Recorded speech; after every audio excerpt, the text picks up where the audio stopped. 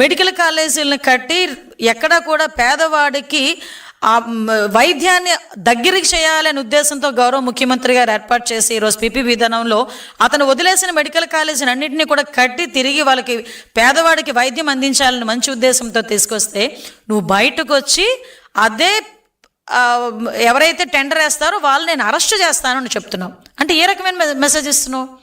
అంటే ఇంతకు ముందు కూడా అలాగే బెదిరించావు, ఇప్పుడు బెదిరిస్తూనే ఉన్నావు. అంటే వచ్చేసరికి నేను వస్తాను బెదిరిస్తున్నాను అని చెప్పేసి ఇండికేషన్ ఇస్తే ఈరోజు నిన్ను చూసి భయపడిపోయేవాళ్ళు, నిన్ను చూసి బెదిరిపోయేవాళ్ళు ఆంధ్రప్రదేశ్ రాష్ట్రంలో ఎవరూ లేరు. నేరాల్ని ప్రోత్సహించే పరిస్థితి నీదైతే నేరాలను అరికట్టడానికి ఇక్కడ ఉన్నది సిబిఎన్. దయచేసి అది గుర్తుపెట్టుకో జగన్మోహన్ రెడ్డి. నీ మనుషుల్ని ఎంతమంది పంపించి ఎన్ని భయభ్రాంతులు గురి చేయాలని చెప్పి నువ్వు చూస్తున్నావో చూసుకో. ఎలా అరికట్టాలో మాకు తెలుసు, అరికట్టడానికి ఎవరిక్కడ ఉన్నారో కూడా నీకు తెలుసు. అది చంద్రబాబు నాయుడు గారు ఉన్నారు ఇక్కడ.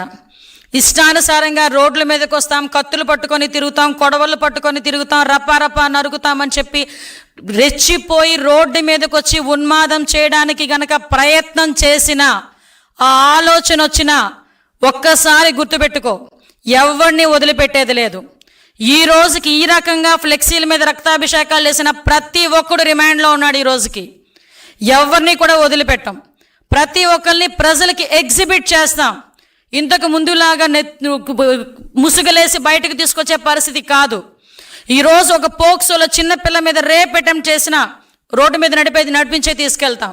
నువ్వు కత్తి పట్టుకొని ఉన్మాదం చేయడానికి ప్రయత్నం చేసిన వాడిని కూడా రోడ్డు మీదకి తీసుకెళ్లి రోడ్డు మీద ప్రతి ఒక్కడికి ఇలాంటోడు, వీడు రౌడీయిజం చేస్తున్నాడు, ఇలాంటి వాడు వల్ల సమాజానికి ముప్పు అని చెప్పి ప్రజలకు చూపించడానికైనా రోడ్డు మీద నడిపించి తీసుకెళ్తాం. అలాగే తీసుకెళ్తున్నాం కూడా.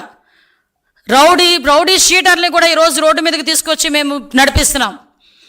ఇష్టానుసారంగా చేసుకుంటాము, మాకు నచ్చినట్టు ప్రవర్తిస్తాము, ఎవడో అడ్డొస్తాడో చూస్తామని మీరు అనుకుంటే రండి, మేము చూసుకుంటామని మేము కూడా సిద్ధంగానే ఉన్నాం. మా డిపార్ట్మెంట్ కూడా సిద్ధంగానే ఉంది. ఎవడు పడితే వాడు వచ్చి రోడ్ల మీదకి వచ్చి కత్తులు పట్టుకొని తిరుగుతామంటే చూస్తూ ఊరుకోవడానికి ఈరోజు మీరు కాదు, ఇక్కడ ఉన్నది సిబిఎన్. మళ్ళీ చెప్తున్నా, ఇక్కడ ఉన్నది చంద్రబాబు నాయుడు గారు. ఎట్టి పరిస్థితుల్లోని లా అండ్ ఆర్డర్ విషయంలో రాజీ పడే ప్రసక్తి లేదు.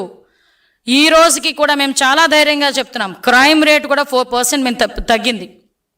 ఈరోజు మేము చేస్తున్న ప్రతి ఒక పక్క నుంచి అభివృద్ధి, ఒక పక్క నుంచి సంక్షేమం చేస్తూనే లా అండ్ ఆర్డర్ విషయంలోని కూడా ఫర్మ్గా ఉన్నాం. కాబట్టి ఈరోజు ఆంధ్రప్రదేశ్ని చూసి, చంద్రబాబు నాయుడు గారిని చూసి ఈరోజు అనేకమైన పరిశ్రమలు ముందుకు వస్తున్నాయి, పెట్టుబడులు పెట్టడానికి ముందుకు వస్తున్నారు, అనేకమైన ఉద్యోగావకాశాలు వస్తున్నాయి, గూగుల్ లాంటి డేటా సెంటర్లు వస్తున్నాయి. ఇవన్నీ వస్తుంటే చూసి ఓర్వలేక నీ రౌడీయిజంతో, నీ రౌడీ మూకలతో ప్రజల్ని భయభ్రాంతులకు గురి చేయడానికి ప్రయత్నం చేస్తే మేము చూస్తూ ఊరుకోవాలా? ఒక్కసారి ప్రజలు కూడా ఆలోచన చేసుకోవాలి.